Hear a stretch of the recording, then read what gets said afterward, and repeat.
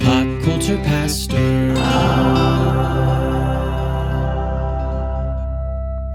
Okay, this is watch-alongs, Pop Culture Pastor for the Severance Season 2 finale.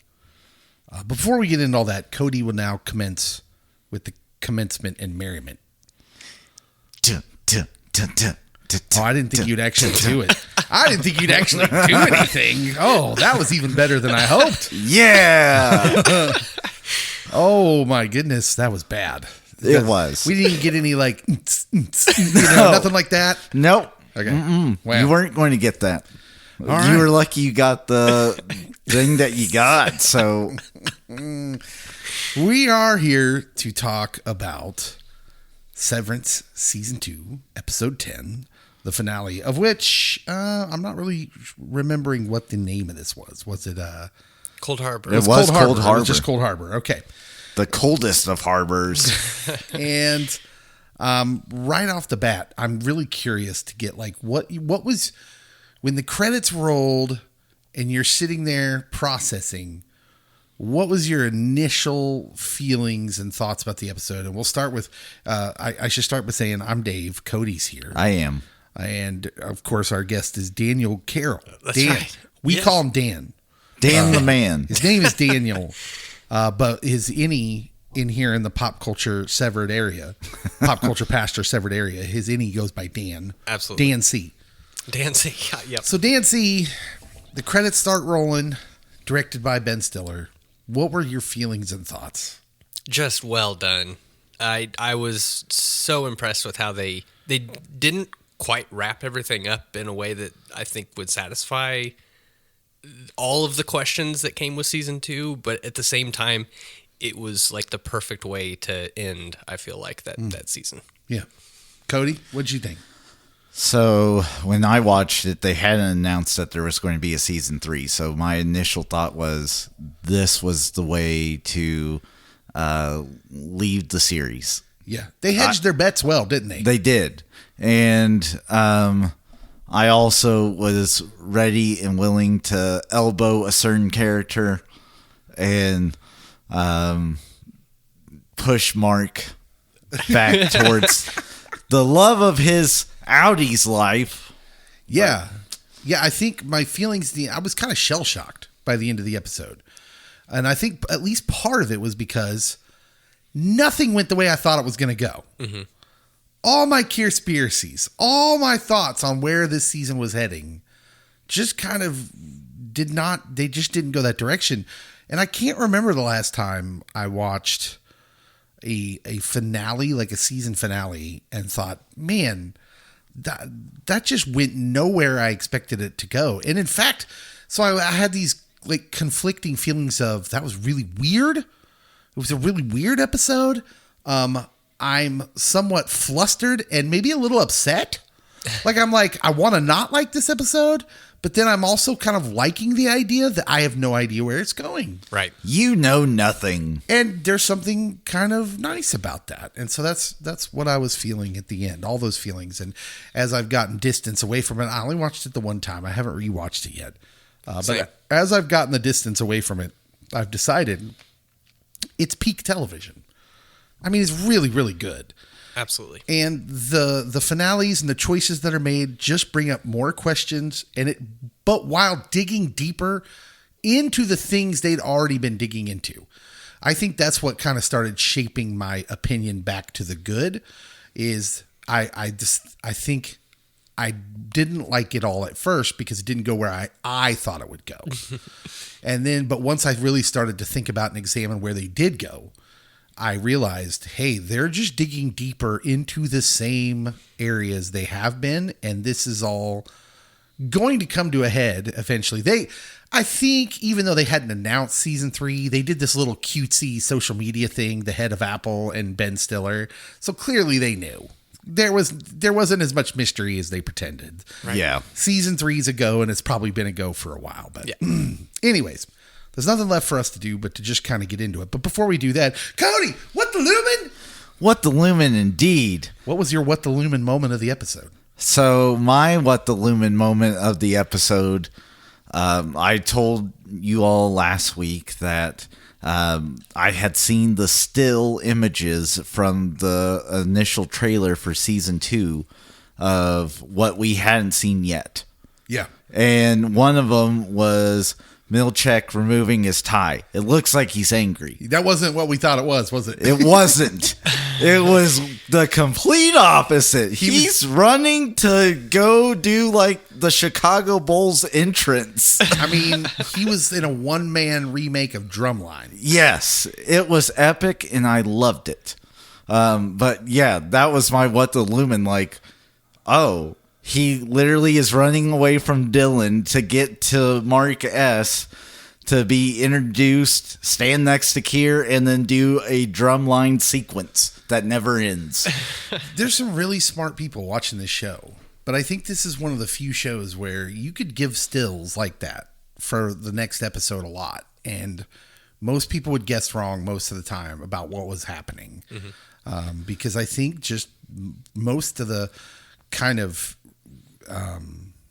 commentary I take in on the show, they have thought some of the same things we have, some things different, and none of them really came to fruition. I mean, Not yet, anyways. yeah, not yet, right? And I think obviously the show's still heading in a direction that smart people can, hypothesize about, and they'll be right. Some people will be right, but the finale begins where we left off. Innie Mark in the birthing cabin with Devin and Miss Cobell. And some weird statue individuals in the fireplace hearth area. There's so much weirdness going on down there, but Mark tells them, Innie Mark tells them he hasn't finished Cold Harbor yet. Cobell's relieved. She's alive. We can save her. She starts telling Mark about this dark hallway toward the elevator, which we've been calling it. Inside the Lumon building, he remembers it from Irv's drawings. We know where it is, which, Cobell seems kind of taken aback at. Helly is back at Lumon, confronted by her Audi's creepy dad, James, who confesses, "I do not love my daughter. I used to see Kier in her, but he left her as she grew." To which Helly says some colorful remark. Yep. And then then she kind of lunges at him with a pen. I don't know if that was kind of a poorly thought out plan of, I think maybe she thought she was going to need to defend herself. I don't know what was going on there, but She didn't know, I didn't know. yeah, it kind of stops. And then he says, there he is, referring to Kier, which I had to rewind and make sure that he didn't say there she is. No, he said there he is. And he also says tomorrow is a special day. Yeah, I had to put the closed caption on for when he was talking because he was like, I can't talk louder than this. Yeah, he's super weird, man. Yeah. Super, super weird. You get kind of this fleshed out reasoning all of a sudden for the siring he's been doing, by the way, in this scene. And it all kind of hovers around this idea that he stopped seeing Kier in his daughter. And so he thought he had to have more kids to, like, he's a whack job. Like, this is cult stuff. 1000%. Oh my gosh. This is wild, wild stuff. And, but we do get that kind of explained of what the birthing cabin was all about and the siring. Even though it's not fun to even consider, and like, wow. Back at the cabin, Cobell tells Mark that if he finishes the Cold Harbor file, he's going to need to hurry down that hallway, the dark elevator hallway. He's going to need to take it down, get to the testing floor, where when that happens, he's going to switch to his Audi. Then his Audi will get Gemma in the elevator, and to which it'll switch back to Innie, and the Innie can help her escape. And Innie Mark starts to kind of piece things together, like, wait, he's not quite following. Devin kind of senses this, the sister, and it says if they can prove that Lumon kidnapped Gemma and held her captive, it's going to end them. And to which Innie Mark has a very good question. what happens to us? And this is the central question that this show has been playing with the whole time. And it's not always been front and center. It's not always been evident. It's not always been about the totality of all of them. Sometimes it's been through their individual stories. But the main front and center question is, are they alive? Are their souls? They have this, Bert and Fields Yes. and Irv had this great conversation that I think lays it out at the weird, awkward dinner where they're talking about the Lutheran church's stance. And why would a church have to have a stance? Because, this is complex. And they clearly are alive and have separate lives. And you're clearly toying around with them and throwing them away like they're. It's all of the questions that came up with, was it back in the 70s with Dolly, the sheep that the Swedish company cloned or whatever, the Swedish scientists. You remember all that? Anytime we started talking about cloning and things like that, any advancement like that, this question comes up. And I think it's valid, as the show is kind of pointing out. Yeah. Dan, what did you think? I have the same question sometimes. I don't know. AI. If we delve far enough into that, like, is that something that, and this show kind of addresses that, I think, in a different way, but what if AI, what is, alternate can AI consciousness? ever get sentience? Right. You know, off the cuff, it'd be easy to be like, well, no, but what if we do find a way? You know, Cody and I were just having a conversation about in the Bible, the Tower of Babel. And God says this really interesting thing. He's like, he had to confuse them. He had to scatter them and confuse them because they were thinking they could do, and there's a weird, depending on the translation, I think he says they could do anything or what they were capable of. He's referring to what they're capable of. And I see our human civilization as it making sense for, if you believe in these sort of things, God, to tell us. There'll be no shortage of what we're capable of. Right. And so this is that kind of threshold. How do you make that distinction? Yes, that they're entering of, you don't know. I think of Donovan in the Indiana Jones movie, where he says, you have no idea the forces you're meddling with. You have no clue. You're meddling with the powers of God. Right. Right. And so that seems to be what this is all revolving around. And when Innie Mark asks that question, they don't have a good answer of what happens to the innies because they know. They don't have a good answer. Cobell speaks up, says, hey, your life doesn't have to be over, and tells him someone else wants to talk to him. And this sets up maybe one of the best dialogue scenes in the show so far. She hands him a video camera, tells him to press play, and then record his response when he's done watching and step outside to the balcony where he will be Outie Mark. And he flips the video on, and it's Outie Mark talking to him. And Outie Mark, first of all, Ben Stiller directed this episode. Wow. This scene's incredible. Like, this scene was so stinking genius. What a cool concept. Yeah. It's just so well done. Outie Mark apologizes to his innie, and he says, you've been living a nightmare for 2 years. To which you can kind of tell Innie Mark's face is like, no. Like, I'm alive, man. He says he wants to make it right, though, and Innie Mark flips the camera around to record his response, steps outside where he switches to Outie Mark. He watches the message, who worries. Innie Mark basically says he's worried about ceasing to exist if the plan works. Quote, whatever this life is, it's all we have. Which, something that cultures who are more advanced don't understand about second world cultures, third world cultures, and you could see it in this scene, was we look at their lack of comfort, creature comforts and luxury, and we think, how can they live?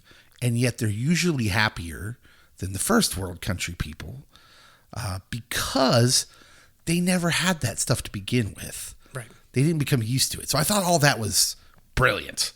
Brilliant writing. Because, of course, the Innie Mark cannot... He's confused by this. He's like, well, no, my life's fine. Yeah. I'm alive. It's good. And this is what he knows. What'd you guys make of this scene?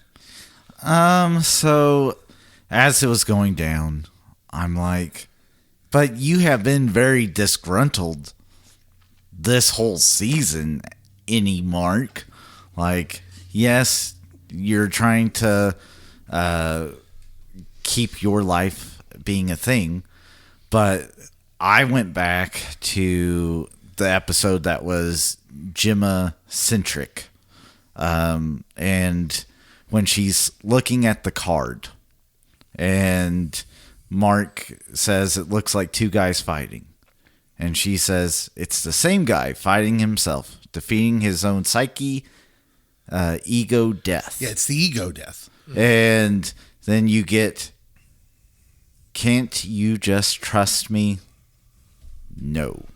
Yeah.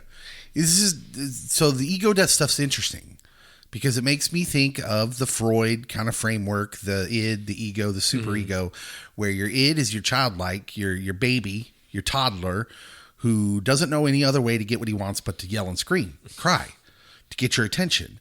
Then the ego is still very childlike. You start learning these very childlike ways to get what you want. You might lie. You might distort the truth. You'll do other things, but you start to get the wiles necessary. And I see that being where the innies are at. And then the superego is, of course, the adult, mature, as we would see them, outies. And so the ego death that this show is about to present you is the superego. It's the id and the ego that went out. Mm-hmm. And so I don't know if that was the imagery they were going with, but that's kind of what I felt. It was interesting. And so they're playing with some definite complex psychological themes. And it's interesting that it's very Freudian because that would be antiquated psychological analysis these days. Well, just like the technology at Lumon, yes, it's antiquated. It's like this is not where we're at, That was interesting. I'm glad you said that because that's cool. That was cool. The back and forth is continuing. He tells him whatever this life is, it's all we have. Outie Mark says Lumon doesn't have to be your whole life, that he's working on reintegrating, that this life, our life, belongs to both of us. But as innie Mark kind of goes back and replies to that, his outie has lived longer, so won't the reintegrated Mark be way more outie than innie? I mean, he kind of has a point. And then you're just going to continue to live outie Mark's life. That's not innie Mark's life. And, I kind of picked that up just in the scene. It was unsaid. Outie Mark then starts, he switches kind of gears. He starts talking about how devastated he was after his wife's death, of course. And he said, I thought I was protecting you from that pain. And then he brings up Mark's affection for Helena Egan, and he calls her Helene. Loved that. And that's where you see things start to change. Because you can see, first of all, Adam Scott's acting. Wow. Wow. The acting in this scene was incredible. And Ben Stiller said he knew he could do this level of acting based off his job in Step Brothers. You darn right. Wow. Oh, and you can see him bristling and when he corrects him that it's Helly. And as they start going back and forth, this bickering starts. And at this point, I'm kind of yelling at the TV because I'm to me, there's still these walls that I think that, Milchick kind of alluded to it a few episodes back when he said, hey, if your innie is happy, when he was trying to convince Outie Mark, if your innie is happy, it's good for Outie Mark. And some psychology would tell you, yeah, it's good for you natural physical health. Mental health is good for your physical health and vice versa, even if you are disconnected. And so it was that point where they were leveling up in agitation from both of them. I'm like, oh, Outie Mark, you need to calm down. You are ratcheting it up and you don't even know it because this is still you. And he's walking back inside, but he's still got okay. So your mind is switching to a different place in your consciousness, but you're still producing the hormones and the chemicals of anger. physiological. Yes. Yeah, he's putting himself in fight or flight, and he doesn't know it. And so I was like yelling at the TV. I was like, well, you got to calm down, my man. Innie Mark rightly knows that Helena's not going to reintegrate with him. Right? So he's going to lose Helly forever because he knows that it's Helena Egan. It's not just Helly. And Innie Mark starts to let on that he's being used. And Outie Mark loses it, calls his Innie a child. That's when it's off the rails at this point. And she tells Innie Mark, she kind of explains what we've all been wondering all along, which is the numbers. The numbers, Cold Harbor, what is this? And she says, the numbers are your wife. She starts to tell him that the numbers on his computer are the building blocks of her mind. And it, of course, corresponds to the four tempers. Woe, frolic, malice, dread. And those are the feelings that the MDR people feel when they're moving the numbers around to the separate gates. And basically, he's been building a new consciousness for Gemma. And I also get the feeling that we kind of understand, we can start connecting dots of what they're doing. Because the way they react at the end when Gemma's kind of escaping their grasp now that Cold Harbor's finished, like just because Cold Harbor got finished, Innie Mark's work was done, but Lumon's work was not done. And they still needed Gemma. That's why what happens, that it's a big deal. And that's because they now have this chip where she's been severed however many times, 24?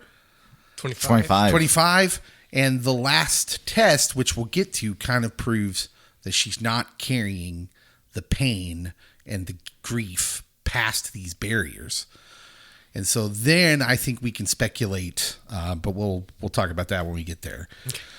Cobell says she's an Egan. You're nothing to him, nothing to her. And that doesn't help. Innie Mark gets mad and he walks outside. And the next thing we see is him in the Lumon elevator. That was the end of the discussion. Great transition. Yes. And you're like, oh, well, that wasn't good. What's Innie Mark going to do? Well, first of all, he steps off that elevator to one of the most bonkers murals.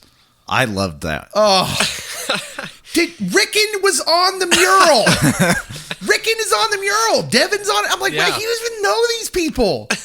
This is wildly bonkers. But it's like, he's like a prophet in this mural. He's front and center and he's doing the work and everyone's around him. It's like a big religious experience going on there. I kind of want this hanging up in my house. Helly gets on the elevator, off the elevator next. They hug. She says, I have to tell you something. And in their work area, when they get there, they're confronted by a creepy wax statue of Kier that's holding a card that ends up being from Milchick that congratulates Mark on the historic completion of your 25th file. And it kind of sets them up for, hey, you're about to finish this. This is big. I thought for sure that statue was coming to life. Helly did too, because she kept walking and trying to see if its eyes would follow. She's doing like what everyone did in Scooby-Doo. Yes. Like, see if the eyes follow her on the painting, but in this case, it's the wax figure. She was great in that scene, by the way. They sit down at their workstation. Helly tells Mark about her creepy dad's visit, and then Dylan emerges from the elevator. And this is like we were kind of wondering last week. We're like, okay, is Dylan done? But of course not. His outie is not going to let him quit. He realizes that as he walks off the elevator. And then we see Gemma on the testing floor opening up her closet to find today's outfit, which is the same outfit she was wearing the night she died in the car crash. Allegedly died. Mark is struggling. He's like, should I finish this? Should I finish this file? I mean, he's in a weird place, but Helly, gently says, hey, we're probably toast either way. So if it does get Gemma out, maybe they could take down Lumon and reintegrate. But at least you'll have a chance at living. And this scene another great scene as he's getting emotional. Innie Mark's getting emotional, and he says, "But I want to live with you." That broke me. Yeah. Because in the cabin scene, I don't know about you guys, but I was kind of annoyed with him, with Innie Mark. I was getting kind of annoyed with him. I was more annoyed with Howdy Mark in the cabin. Well, I wasn't not annoyed with him, but I'm more invested Sure. in their quest, you know? And Innie Mark, I just thought Innie Mark would have more heroism, I guess. Like, they're children, and children want to be the hero. They don't think about what they have to sacrifice. Right. Being the hero is very appealing to a child. And just so I just kind of in my weird little place who loved comic books as a kid, I just wanted him to be more heroic and not be real, but he was being real. He says, "I want to live with you." But then she says something you don't expect her to say. She says, "But I am her." Yep. Which, okay, now we've spent the whole time being like, these people, these innies have lives. They're separate lives. They're separate souls. This life matters. It is life. It hits a lot of hot button issues. And so when she said that, I was like, Kier-spiracy! Kier-spiracy! I have a Kier-spiracy right now, and I gotta talk about it. I did too. That's not Helly! Oh, that wasn't my Kier-spiracy. I don't think it's Helly. I think we're back to Helena again.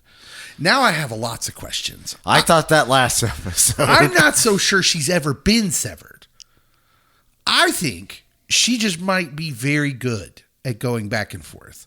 What if she's not severed at all? She doesn't have a chip in her brain. She just gets off the elevator. I'm just saying. I'm just going to put it out there. Because she acts in a way more than once in this episode, and this is the start right here, where she says, "I am her," though. Helly R seemed pretty opposed to that thought. So my thought was maybe this is so Gemma's procedure being severed 25 times, yada yada, was to be put into Helena's head as a new chip so that she could get closer to Kier again. And that all this is to help the Egan family be more Kier-like. And so, like, yes, I am Gemma by proxy of this thing happening. So I went next level, and I could be way out in left field by myself. Again, let's go back to what I just talked about. What does it mean to have a successful ego death? It's to go back to a childlike sense of you just do what you got to do, and you don't think about what you're sacrificing. Yeah, you don't think about the consequences. That's a very childlike thing. You just do. And what are the story about Kier and his brother? What was the problem with the brother? He wasn't industrious. He didn't just do. He was a jabroni. He was lazy. Yeah, right? Yeah, so while he's finishing Cold Harbor, we get Dylan reading his Audie's response, which before that, this is so stinking hilarious. Milchick setting down the file and then turning and sprinting. That was so great. So when he starts sprinting, I'm like, did he think Dylan was going to punch him? But no, he just keeps sprinting. He's a busy guy. He's got stuff to do. It's like, well, and it's like, yeah, we know this usually doesn't go well. This usually brings up some feelings. So his response is to get out of there as quickly as possible. But Dylan reads his Audie's response, and his Audie's about to be the next person in this episode that surprised me, because point one goes exactly how I think it's going to go. He says, you. Yep. I literally told Leah that before he started reading. Because Audie Dylan's a little upset that his innie, tried to steal his wife. Yeah. But then he starts he starts saying things. He admits he's jealous of how self-assured his innie is in. And he says, I hope one day she sees in me what she sees in you. And he goes through these very thoughtful responses after that, where he decides basically to like, I like that there's a version of me that has his stuff together, that it's confident. And he ends with saying, I like knowing you're there. And I just thought, wow, Outie Dylan with the thoughtful response. Now, it could have been all just junk. He could have just been like, no. But he lets him down easy and then tells him that like he inspires him in some sort of way. And I thought that was really emotionally well done. Like that had a kick to it. That was the part.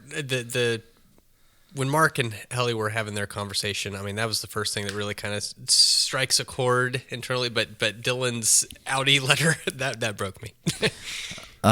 So I find it interesting because, like, if we still think Helly and Helena aren't the same, that they're severed, that they're ideologically opposite. They're different from each other. And so they're stealing intimate moments from each other, and they just won't get along.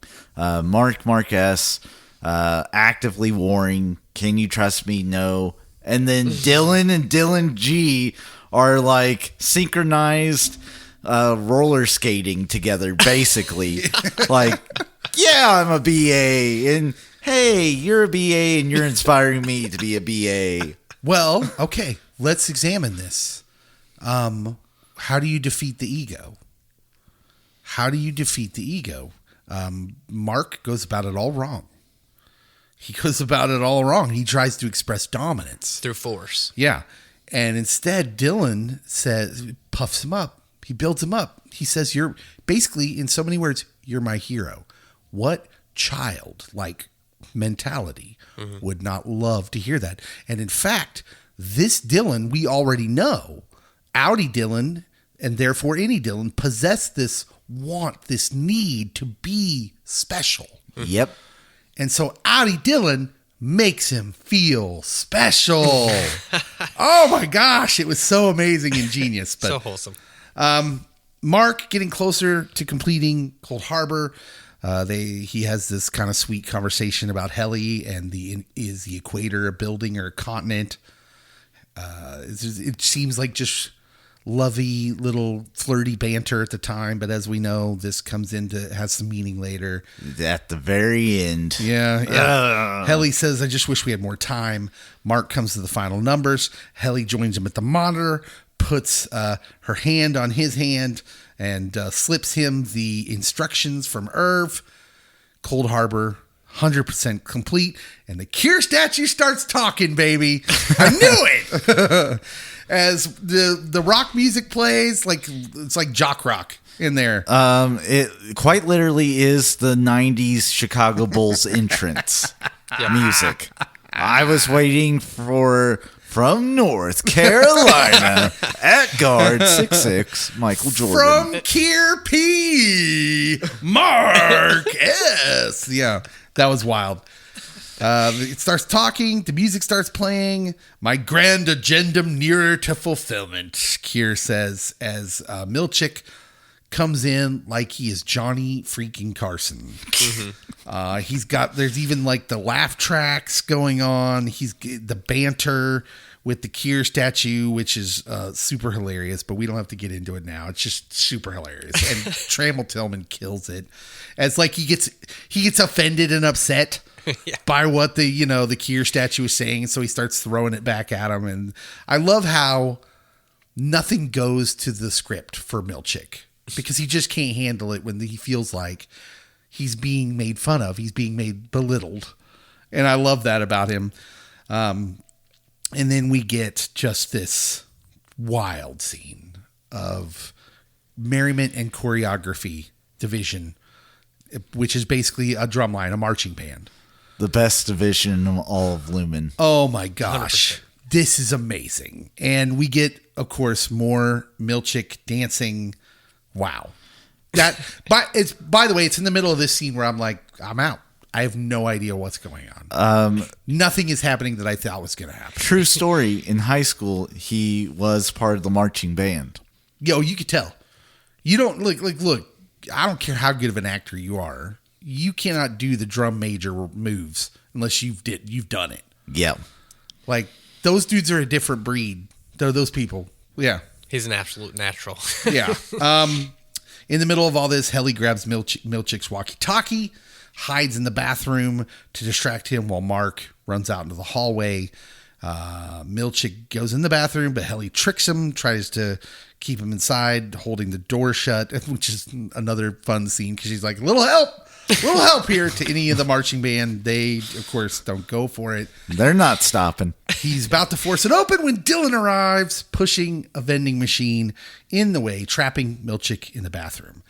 Now Mark is sprinting down the hall, following Irving's instructions. This is really reminiscent of the beginning of the season. Yes. Where he's running in the halls. And as he's doing that, Gemma is being led to the cold harbor room. There's this great feeling that's in the viewer of like, oh, is he going to make it? Mm-hmm. She gets led in there, and it's a baby crib. That wrecked me. Yeah. Oof. Yeah. And yeah, it wrecks the viewer, but it does not wreck Gemma. Because she's severed. Because she has been successfully severed 25 times. This is what Severance, this is what Lumon has been building to. Like, it's hard to know exactly, like, if it's for the Egans personally, if their company wants to sell these chips to people who are going through things. And so, like, now that they know it's guaranteed that there's not going to be leakage. Like, look, the barrier held. Yeah. And so, but that all of a sudden means Gemma, it has the most valuable head in the place. Mm-hmm. And that's about to get crazy. That's about to get dicey because as she is taking apart this baby crib and she's not reacting to it at all, Mark is on his way to come get her. We got Mauer and Egan watching on the monitor. We got Lorne, or as we shall forever call her from Game of Thrones. What was her name? Brienne of Tarth. Brienne of Tarth. From Gwendolyn. From Malian's Nurturable. On her way, pushing a cart with a goat. And I'm like, oh, this is getting super weird now. Emil. But it's a bad feeling. You're like, oh, it's a goat. Yeah. And this is a colt. What are we doing here? Some Old Testament style. She brings the goat to Drummond as an offering, and yep, we're in full panic mode. We're like, oh, this is not good. My wife has her eyes and ears covered. He grabs a bolt gun. Like, pretty sure the one in No Country for Old Men, same style thing here that the guy uses to kill people. Gemma is taking the crib apart with the screwdriver. All these things are happening at once. Milchick is slamming his body into the vending machine. We're really ratcheting up the tension of the viewer. And Mark finally arrives at the door and he's kicking at it. And as he interrupts Lorne, as she's about to pull the trigger, Drummond steps outside to find out what all the banging's about. And Mark is at the door and he's hanging from the wall. Literally laughed out loud when I saw this. And Drummond just goes off. Mm-hmm. You think, oh man, he's going to kill Mark. From that still, I called that one accurately. Yeah. They're fighting. Drummond gets the upper hand. He starts strangling him, and he's about killed Mark. I mean, he's really close. When Lorne, Brienne of Tarth, comes through, she puts the bolt gun to Drummond's head, and she says, no more killing. Drummond slaps the gun away from her. They exchange punches until Mark holds Drummond back, and Lorne just starts pummeling him. And she goes full Brienne of Tarth. Oh, yeah. And she's about to shoot him dead when Mark stops her.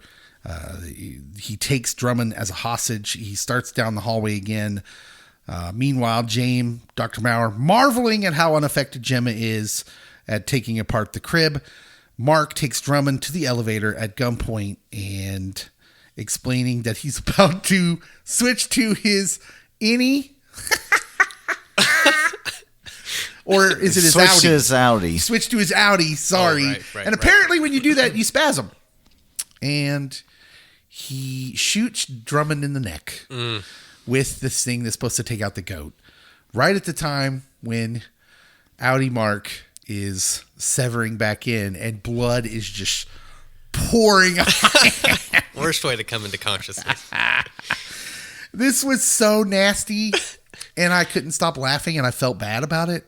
Why am I laughing at this? This is, yeah. But anyways, he makes it in the door. He uses Drummond's blood to get past the scanner, which I was kind of wondering about that. Also, that's terrible scanner. Yeah. That's so rudimentary, man. And finds Gemma, and there's this like another emotional moment where she's scared of him, but he's like so calmly talking to me. We were like, dude, where was this calm about an hour ago, my man? When you were talking to your innie. So he doesn't love himself. He does love his wife, Yes. though. And so that's the issue, is if he had any self-love or self-worth, I think that interaction at the beginning would have gone a lot better. Yeah. I'm your husband. Your name is Gemma Scout. We've been married for 4 years. We had a life together. And this is about the time when the powers that be and Lumon start freaking out.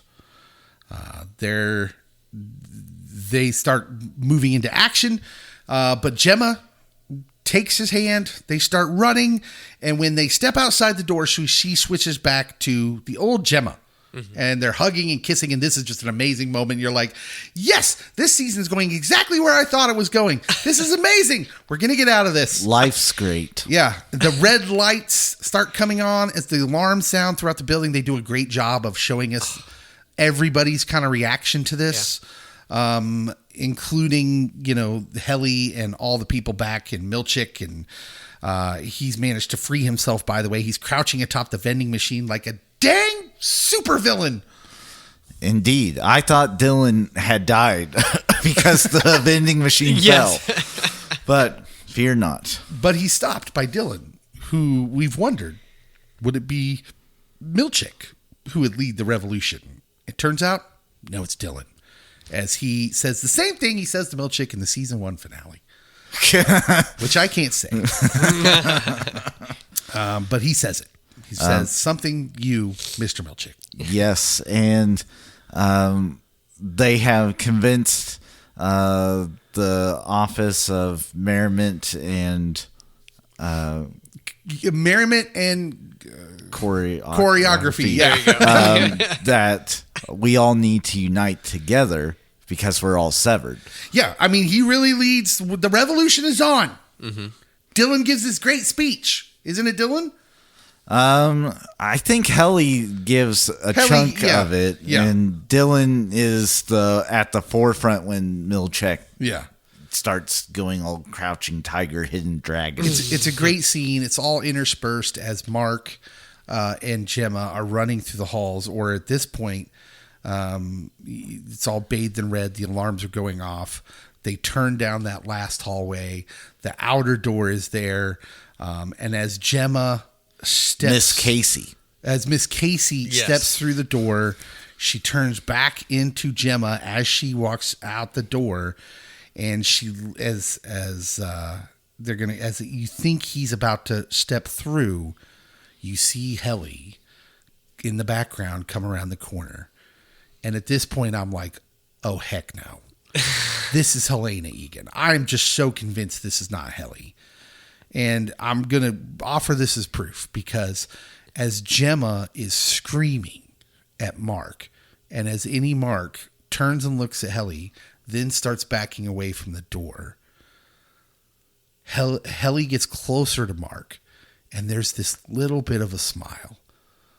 And then as they turn away and start moving away from the door, as Gemma is still just screaming and crying, Helly again looks like she's smiling in this moment of like, oh, we're going on a grand adventure.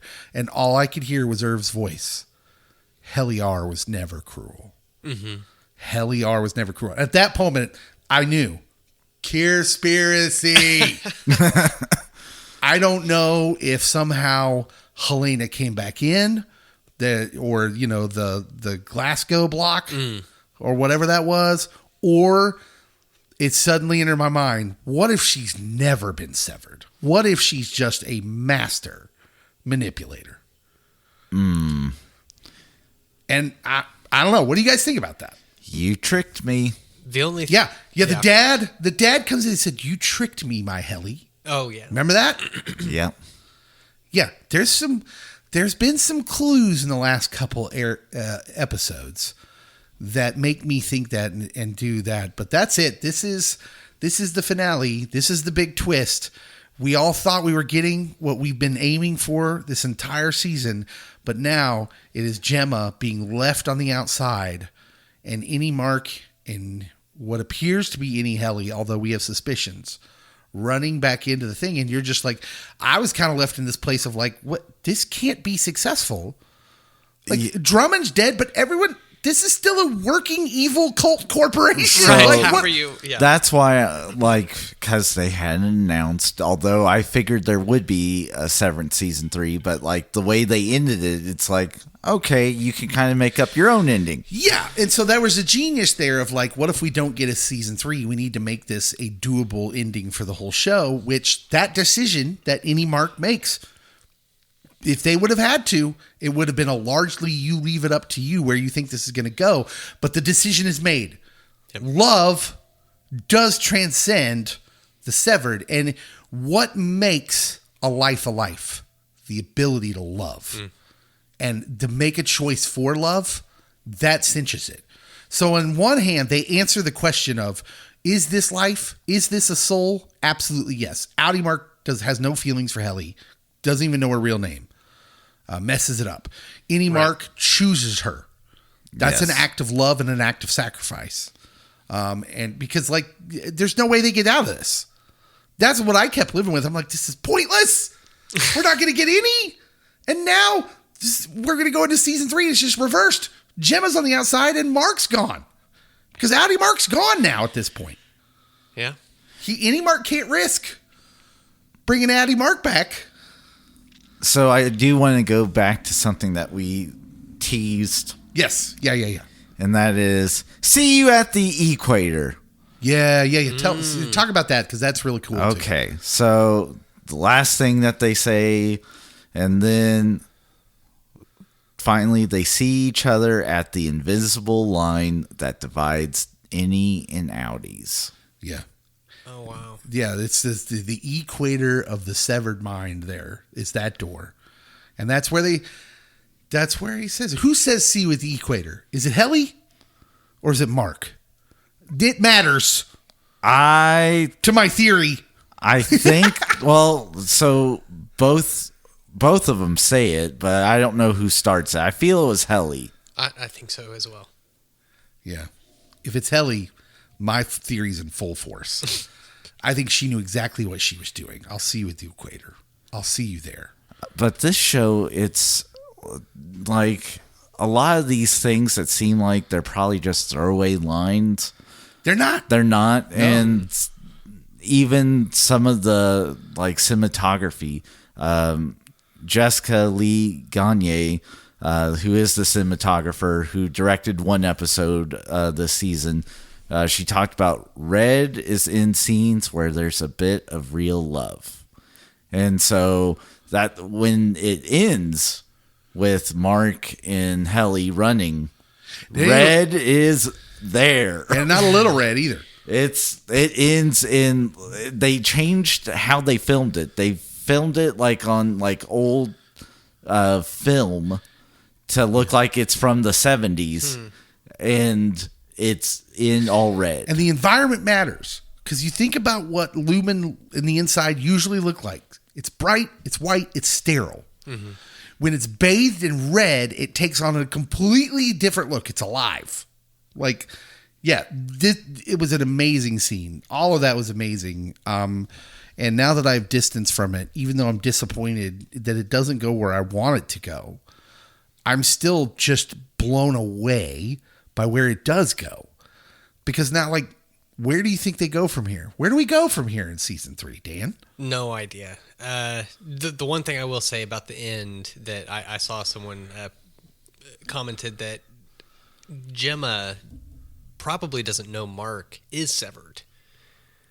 I don't know if that's true, but it would make her outside the door. She way can't know, more can confused she? Yeah, she can't know. That Because Mark she wouldn't is know, leaving her. Well, she would know about Severance, but she wouldn't know that Mark severed. No, she would know that he works So it's there. a lot more impactful there. At So, the end. does she even get out of there? That's the other question. Right. She's still in Lumon. Right. Yeah. Oh, and she's such a phenomenal actress. Yes. She talked about how after she filmed that scene, she couldn't quit crying. Yeah. And I'm like, oh, my heart breaks again. Super emotional. It is great. Great stuff. And yeah, Cody, where do you think it goes from here? So I think the revolt gets stopped quickly. Part of me thinks that they always wanted Mark to have this conflict. I also thought that they wanted to sacrifice Gemma. Like, they know the procedure's good. They can get the chip at any time, whether she's alive or dead. Yeah. And I thought she was going to get sacrificed with Emil when that happened. So I think that... Emil's the goat, by the way. yes. Right. Yeah. The goat was important and needed a name. I think that maybe Lumon holds the severed people inside for a while. It makes sense that Lumon would be on lockdown. Yes. So, yeah, no innies are getting out. And that means their outies will be missing from that world for a bit until Lumon feels like they can have control, which puts, I don't see how Gemma gets out of there. Yeah, because she wouldn't be familiar with the building, even if Mark had told her, like, Right. she would still probably forget some of it. And So it puts Gemma and Cobell in a rough spot. And I'm just still not convinced Milchick doesn't join the revolution at some point. Because he gets treated so poorly. Yes.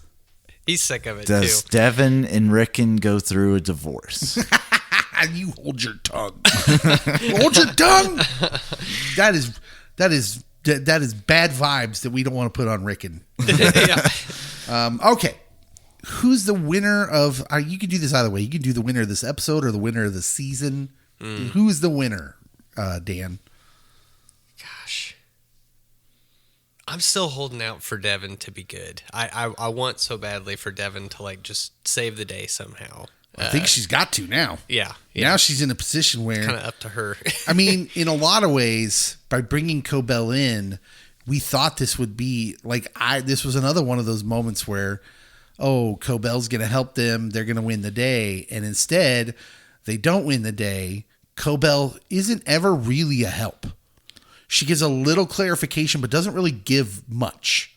Right. And Mark says that. Remember, he's like, we told her everything. She didn't give us anything. Yep.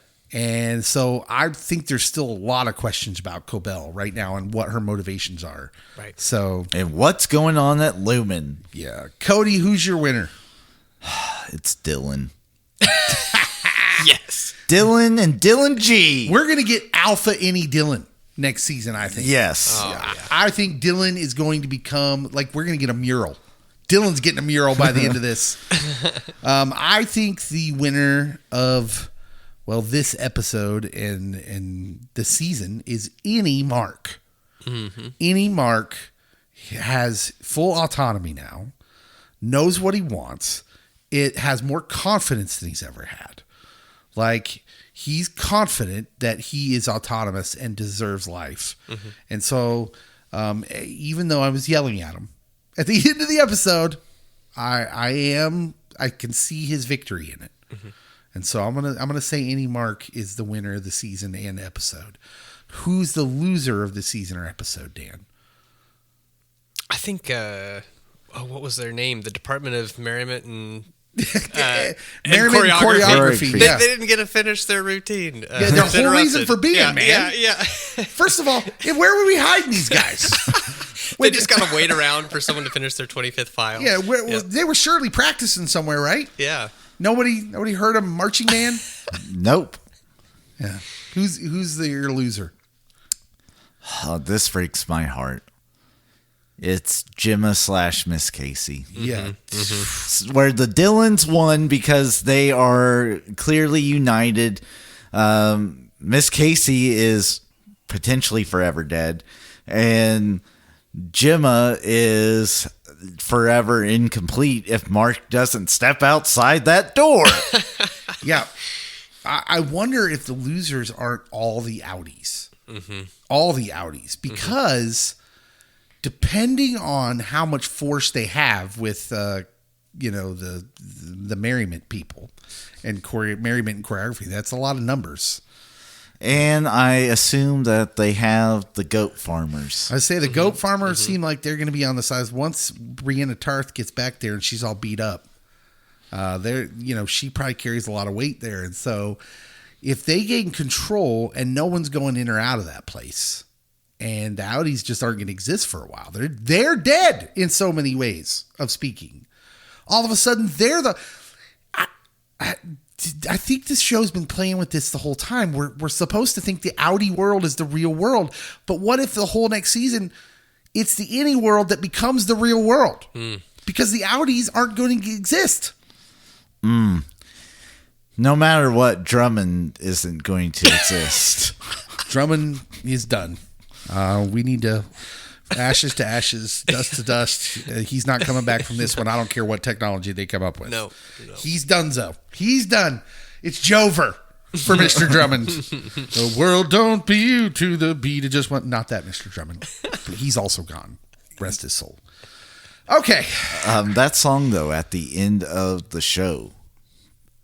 Yeah. Creepy. Yeah. And it smelled Torme. I don't know. Yeah, it cares? is. like the windmills in your mind. Yeah.